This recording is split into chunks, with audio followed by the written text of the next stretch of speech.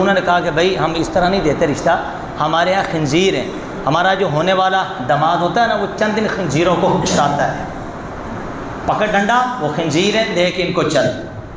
اب جو تھے نا وہ 400 افراد، وہ سارے انہوں نے کہا یہ شیخ عبد القادر جیلانی کی گرفت ہے، اب یہ عتاب آ گیا، اب یہ سختی آ گئی۔ انہوں نے کہا یہ ہو کے رہے گا، وہ سارے کے سارے چھوڑ کے بھاگ گئے۔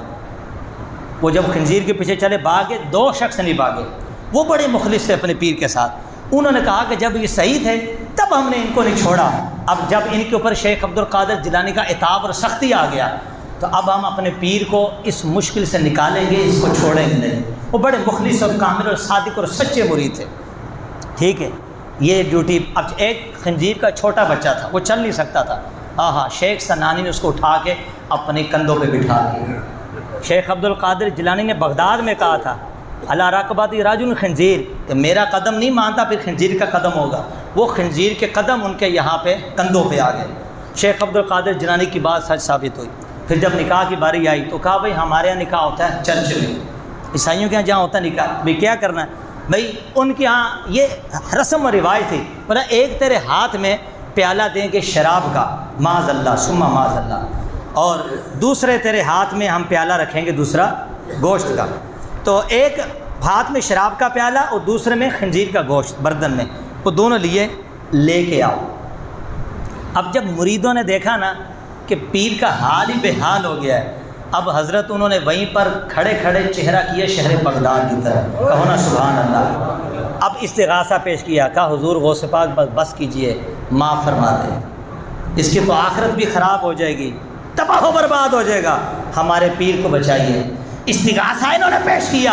شیخ عبد القادر جیلانی بغداد میں بیٹھے تھے، وہاں سے آپ نے آواز کو سنا اور آپ نے وہیں پر بیٹھے بیٹھے تصرف کیا وہیں پر، اور ایک دم ان کی آنکھیں کھلی اور انہوں نے خنزیر کا پیالہ، شراب کا پیالہ پھینکا، وہیں پر دوبارہ سے کلمہ پڑھا اور اپنے مریدوں کو کہا کہ میں اندھیرے میں جا چکا تھا، ایک گستاخی کی، میں تو کفر تک پہنچ گیا، تو کہا اب تو مجھے شیخ کی بارگاہ میں لے کے چلو، لیکن دیکھ ایسا نہیں لے کے جانا، میں چاہتا ہوں میری شکل ایسی کر دو، میرا حلیہ ایسا کر دو۔ عبد القادر مجھے دیکھے، مجھ پہ رحم آئے کہ کیا کیا جائے؟ کہا میرے چہرے کو کالا کرو، کالا کرو اور میرے ہاتھ پیچھے باندھ کے رسیوں سے باندھو۔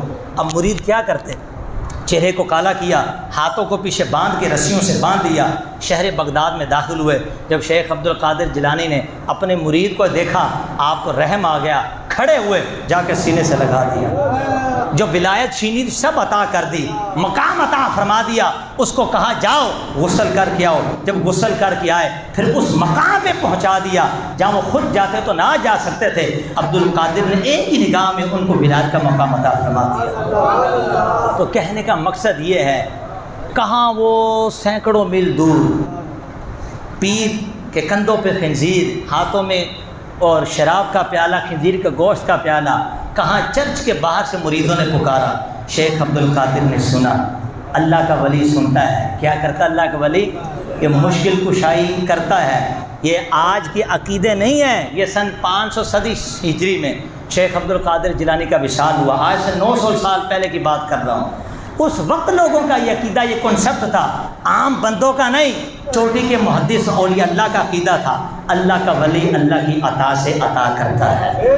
انما ولیکم اللہ ورسول والذین آمنوا الذین، فرمایا تمہارا مددگار اللہ بھی ہے، اللہ کا رسول بھی ہے، ایمان والے بھی تمہارے مددگار ہے۔ بس فرق یہ اللہ ذاتی طور پر دیتا ہے، اللہ کا ولی اللہ کی عطا سے عطا کرتا ہے۔ آمین بجاہ النبی الامین صلی اللہ علیہ وآلہ وسلم۔